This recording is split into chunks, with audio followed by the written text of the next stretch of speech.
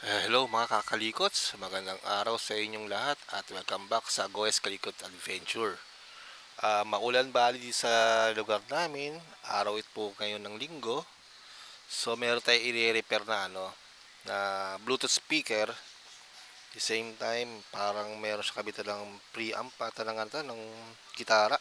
Yan, no? May control siya. Ang tatak niya rito sa harapan is Eagle Wings. Yan. Parang trolley siya, trolley type siya. Yan pala, may plastika sa likod eh.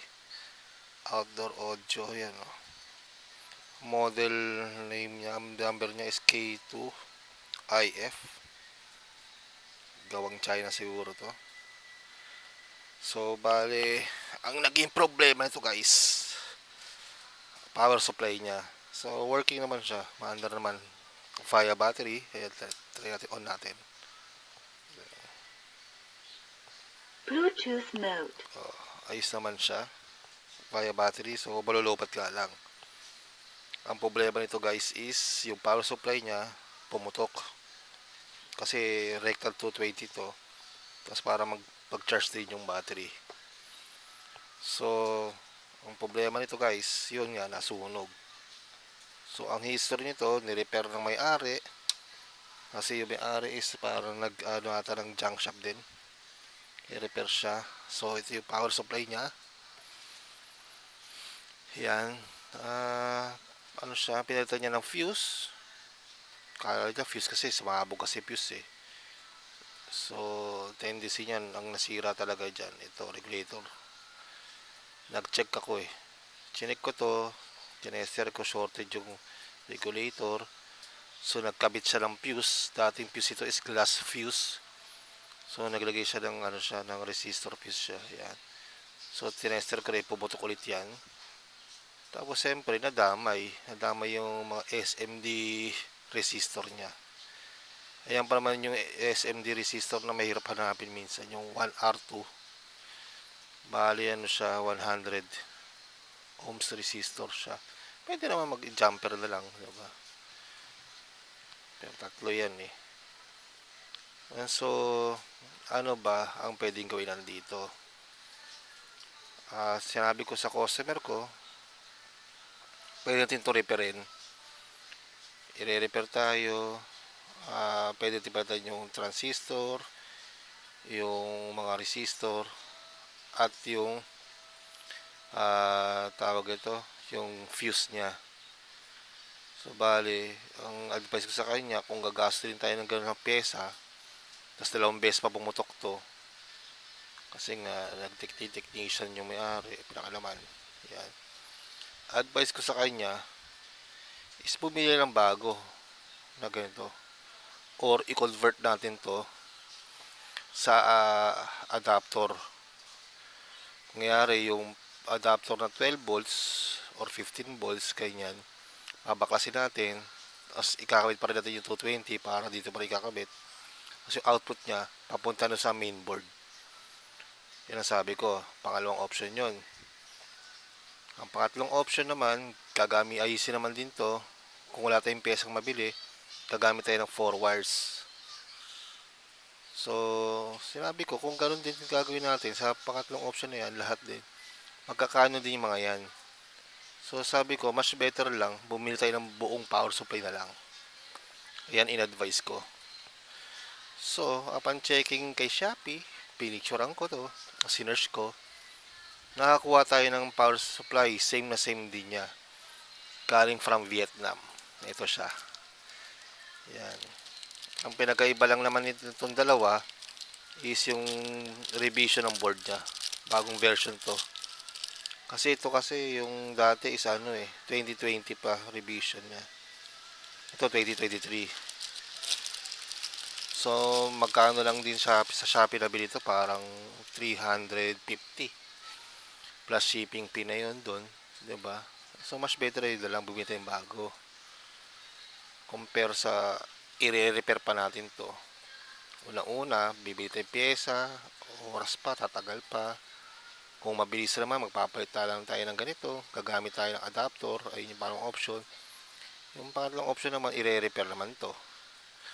Gagamit tayo ng 4 wires, bypass na itong primary. papunta na secondary, gagamitin natin siya. So, ganun din. Magkano din pyesa gagastusin? Ito, 350 lang. I-advise ko, bumili lang bago. Yan. So, ito yung, bali, ang gagawin na lang natin dito, mabilis pa. Kakabit lang natin. Ayan, ito, buksan natin. Ayan siya guys, oh. May battery siya. Dito nakalagay yung yung tawag ito, yung board. Yan, oh, sunog siya, oh. May marka, kita ba? Ayan, oh. So, ito yung sira. Yung bago. So, gawin natin guys, kapitan natin to. Bali, linisin na natin to. Itong tawag doon, yung sunog na parte na yan. Kasi mamaya, shorted pa dyan eh. Kung sumabit, linisin natin. Ayan, oh. Dalawang beses pinaputok eh. Tinester ko, putok yung bridge diode niya eh. Tapos shorted yung transistor, power transistor niya. Tapos yung mga resistor ng tatlo, wala pa. Dadali ulit, tapos sunog ulit yun. Plus fuse. Kaya ganyan, yan na lang gawin natin. Advice bago na lang, diba? So, kapitan natin ito. Mabilis lang naman, 4 na tornilyo. Saan ba yung screwdriver ko? Yan.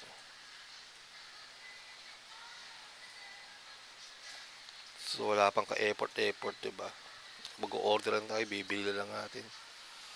Tapos, ikakabit na lang, diba? This bago pa. Diba? So, tatagal naman ang buhay ng power supply.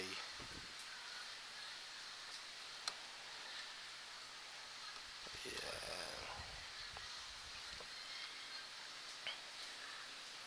Hindi ko rin alam itsura nito pag pag ginapitan ng power supply eh. Kung paano itsura ng charging niya eh.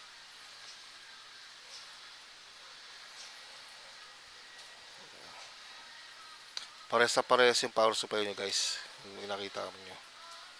Binili ko sa Shopee. So ito lang tinanggal. Dalawa lang naman. Ayan. Tsaka to. So ayan. Testing lang natin kung nakasaksak to. Kung ano lalabas ba sa hula. Diba? Kung puputok ba ulit. Pag pumutok, malas lang. Diba? Sira yung nabili natin para supply. Order tayo ulit. Ano yan, galing pa sa Vietnam yan guys. Ayan. So, ganyan lang. Tapos, saksakan niya. Ito, yung saksakan niya yung pang radyo. Pwede rin yung saksakan ng pang printer, pasok din to. Ayan. Ito yung plug niya, yung dalawahan.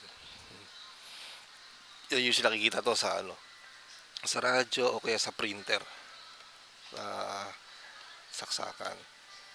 So, test natin. Ayan.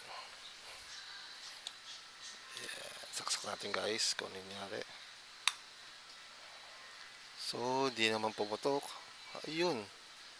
May charging siya. Kikita nyo po ba? Yan pala itsura niya. Charge siya. So, ibig sabihin, good yung power supply na nabili natin. Yes, salamat naman. At di na tayo pinahirapan, no? Laking ginhawa talaga yung mga online shops na yan. Tulad Shopee, ni TikTok, ni Lazada. Yan. Laking tulong talaga guys, no? So kung bago lang kayo sa aking channel at gusto nyo itong video ko guys, pakiclick naman subscribe at pakihit notification bell at ilagay nyo sa all para kayo, update kayo sa latest video ko ina-upload. Yan. Balik tornilyo natin muna to guys. So ano ba mas maganda? I-repair na lang ba yung power supply or bibili na lang bagong power supply? Paki-comment down below kung ikaw yung technician, kung anong gagawin mo kung kayo nasa kalagayan ko. Yan. Tingnan natin. Yan, 'di ba? Walang kaproblema, di pa tayo ano, kasi ang naisip ko naman, kaya naman ayusin yung power supply. Bibili tayong pyesa. Eh kung sablay din bilhin natin pyesa at or may iba pang problema. So, gugugol ka ng oras, tatagal ka sa pagre-repair, plus masisiraan ka pa ng pyesa ulit kung palpaking gawa, 'di ba? So, yun na lang din naisip ko. Una nga naisip ko bigyan ko option si customer sabi ko, ano, para makuha mo agad. Anong gawin natin? Palitan ko na lang adapter na lang mismo. Na tawag ito, na 12 volts tapos ilalagay ko na sa loob. Talaga lang gagawin natin. Sabi niya, wag, pangit naman. Sayang. Tapos bigyan ko siya ng option number 2, re-repairin pero magtatagal. Sabi niya, sige, repairin na lang. Pero sabi ko na may isang option din. Pag wala akong pesa makuha niyan, gagawin ko forwards ang gagawin ko dyan. Pero ganun din halos presyo ng forwards na na module kakabit ko dyan. So, much better na lang maghanap tayo ng buong board. Pares sa pares yan. Search natin sa online kung meron. At ayun ang bilhin natin. So, nagkataon naman guys. Nung binidyo ko, pinicturean ko, at sinearch ko kay Shopee, may lumabas. Kaso nga lang, galing Vietnam. Bale, November 5 siya in order. 5, 6, 7, 8. Matagal-tagal din. Ngayon dumating lang. Anong date na ngayon? Ayan 9, November 9. So, 4 days din. 5, 6, 7, 8, 9. 4 days din. Diba? So, ayan guys, Bisa ma full charge naman to. Siguro, nung ginamit ito hindi pa ganun kalobat-alobat to, no? Full charge na, Testing natin ulit.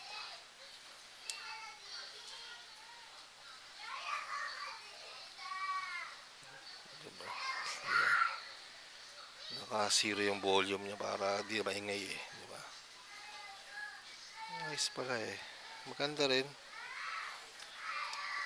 Radio. Ayan, radyo. Gumagana rin. Line in. Bluetooth mode. Ayan. So guys, kung may natutunan kayo ba, paki-comment na lang kung sa baba kung kayo sa sitwasyon ko. Re-repairin nyo ba to? Pagtsatsagaan yung repairin, bibili tayo ng pyesa, or bumili lang bago.